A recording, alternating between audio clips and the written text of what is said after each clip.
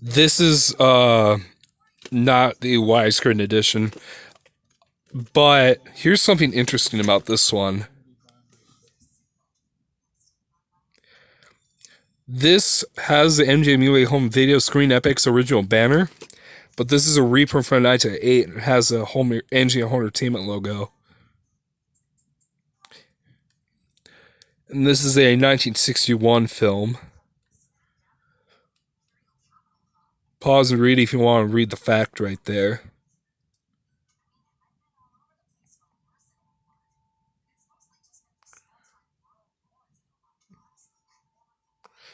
Contains the theatrical trailer. It's part 1 and part 2.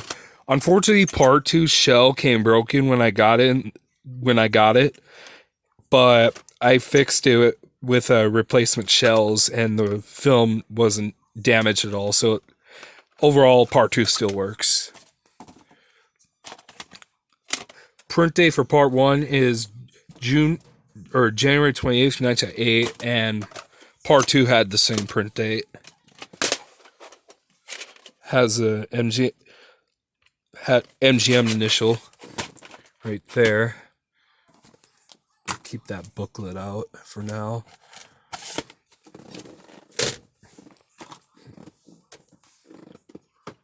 This one I got in the mail yesterday. The next bunch are all widescreen editions. This is a 1963 film, and this is a 1908 reissue. Also contains the original theatrical trailer. Pause and read if you want to read the fact right there.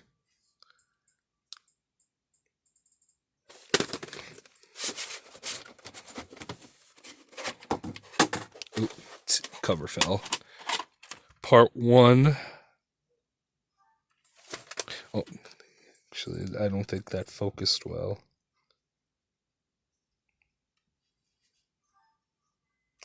Sorry for the shakiness, or possible shakiness. I'm trying to get this done as quick as I can. Focus, please. Okay, there we go.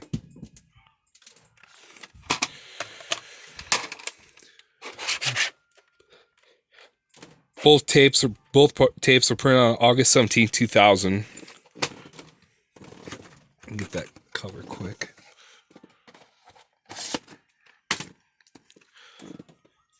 Alamo. This is another deluxe, like I said, deluxe widescreen edition. Basically uses this. Basically, these next few, this one and It's a Mad Mad World and the 5th one coming up are all MGM reprints from 1908. This one is a 1960 film. Pause and read if you want to read the fact right there.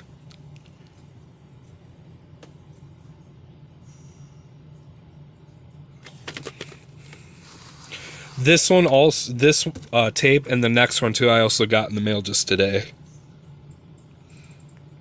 It's part 1 and part 2.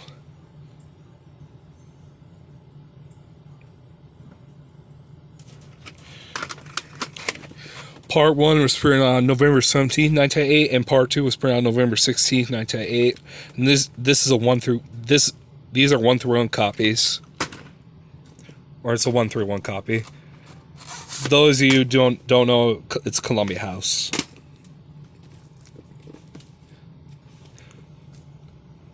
This is the original print, titled the Letterbox Edition, although formerly it's widescreen.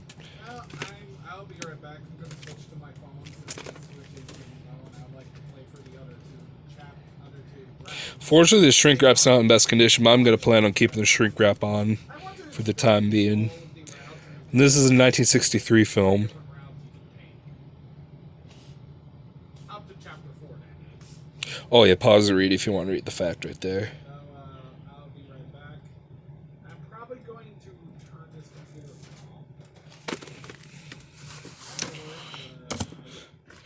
Part 1 and Part 2. Do that real quick while I put my switch in the charger. My phone. Both tapes were put on October 6, 1997. It's got the MGM initials.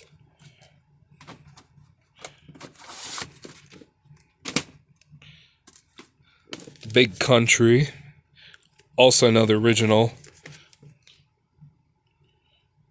For some reason, it has the MGM seals on there. I wonder if it's because this tape came out in 1997. I don't think they probably bothered updating the cover. And this is a 1958 film from Greg Rupeck and the estate of William Wyler, which is an exclusive company.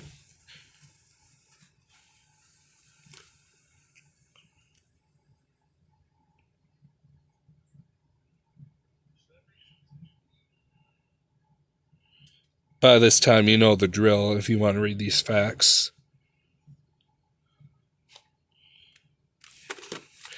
And this is also filmed in Technorama.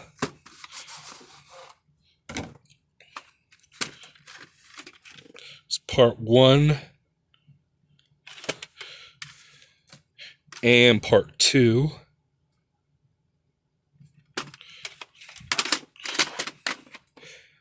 Both tapes were put on May 1st, 1908. 1 second.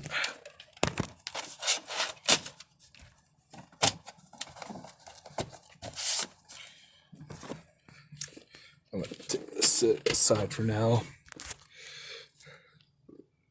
Here's the other one I was talking about. This is also a reissue from 1908.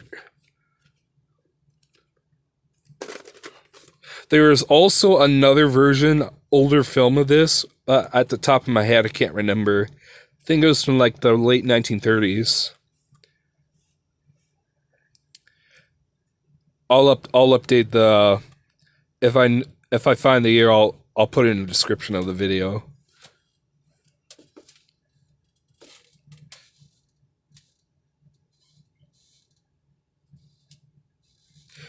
And for that version, there is Vintage Classics VHS print of that one. And this is 1962 film. And this is also one of the very few 60s films to be filmed in Ultra Panavision 70, which is pretty cool.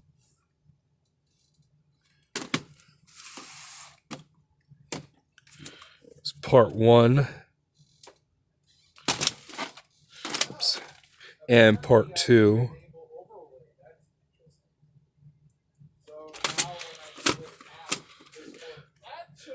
Both tapes were put on September 16th, 1908. 1 second, once again.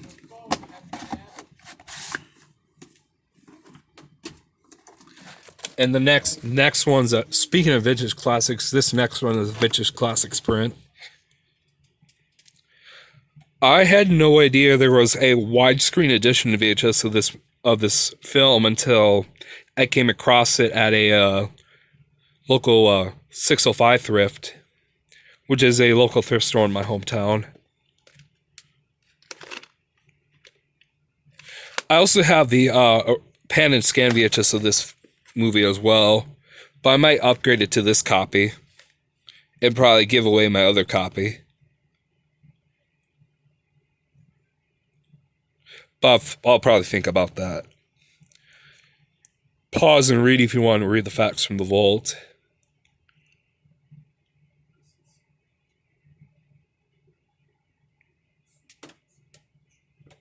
And this is also a 1961 film.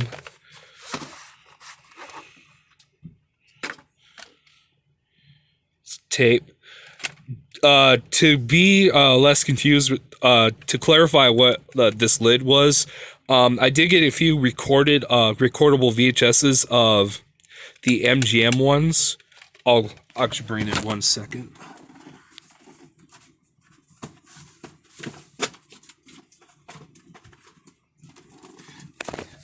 basically I've ordered a lot of these old studio grade tapes to record tapes on, but the original lid that came with this kind of had a bit of mold on the top. So I decided I basically just tossed the lid and just somehow the inside of the tape didn't get affected though, but there was a little bit of mold growing on the upper lid.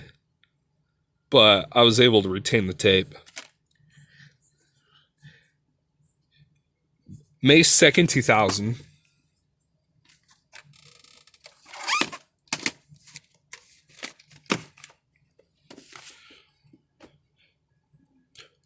Says letterbox, but this is widescreen. I also have, just like a Pocket Full of Miracles, I also have the Pan and Scan VHS of this as well. I think I have the original NASCAR 1 VHS as well, too. I know that Dr. Seuss Lover also has a demo VHS of this as well. I think there's one other user that also owns it. I can't remember at the top of my head right now.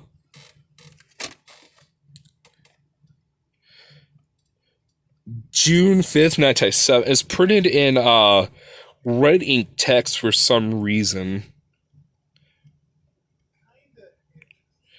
Kind of hard to see, but I'm going to try to clear it. Okay, there we go. I think you can see it, maybe. There we go. It's got the initials right there.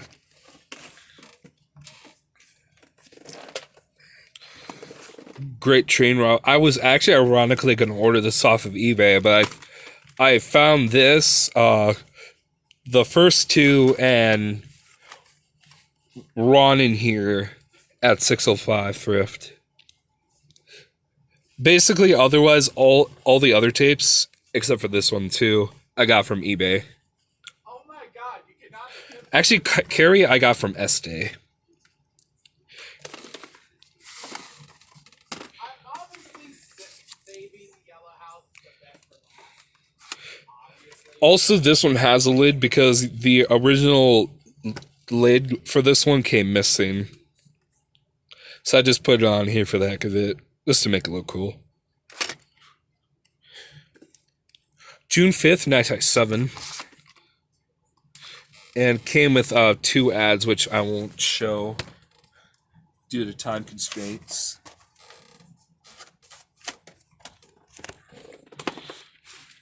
Plus, I'm sure you've all seen the brochures so many times by now anyway.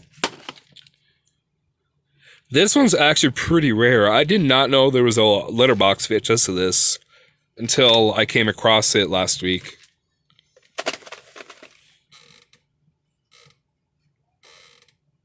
And here is something very bizarre about this tape.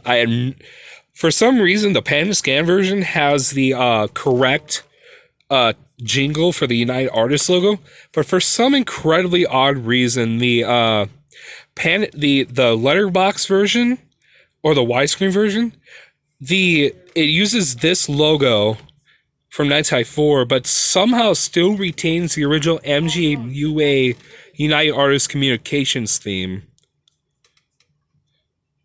I'm not joking. I'll probably do a video on that sometime, showing proof on that, but I'm not going to show on this video. I'll even show it during the opening to it. Fortunately, the label's a little greased up on here, but that's fine. July 1st, 1997.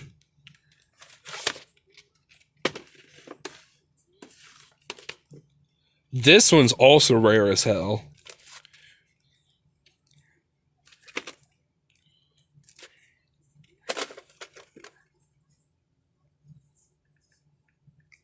For some reason, I have no idea why. Because the DVD copies of this in widescreen is very common. But these ones are not as common for some reason. But they're really hard to find. But I was really happy to find a copy. At a cheap price, too. Because I think I only paid only $5 for this, plus free shipping. And it worked like brand new. August 14th, 1997.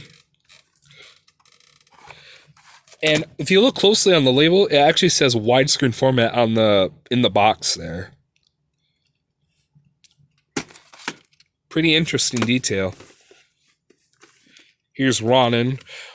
Unfortunately, just like my Panda scan, I do have another copy of this already, but my other copy of the slipcover is in horrendous shape. But this one's in okay shape, but this one's at least in better shape, unlike my other copy. Still plan to keep my other copy, though, nevertheless.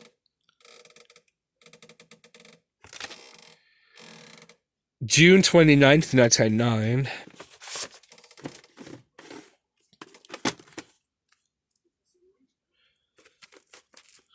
This is also the uncut international NC-17 rated version. As you can see right there.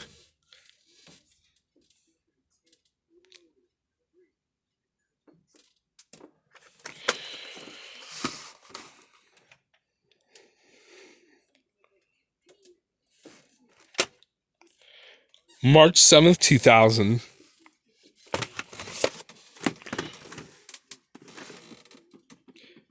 This is a bizarre plastering error. I don't know if I've ever seen this on other MGM contemporary classics titles.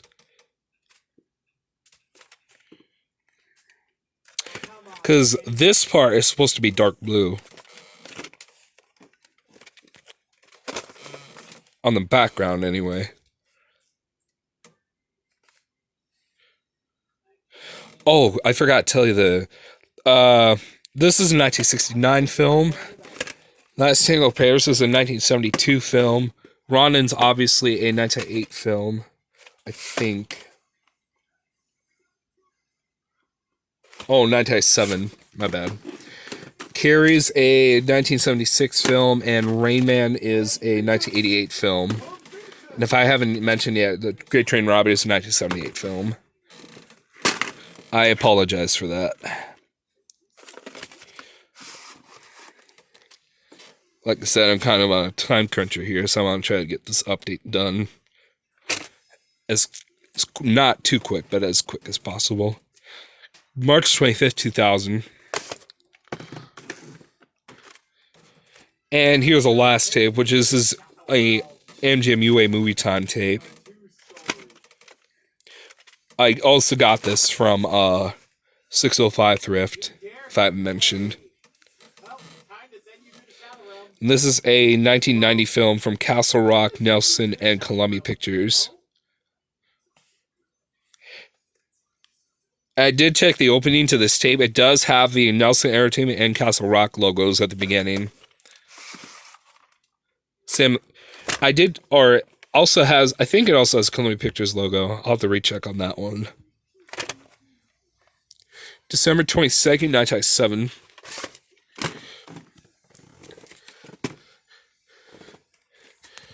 Alright, so expect another update coming on within next week. See you guys later.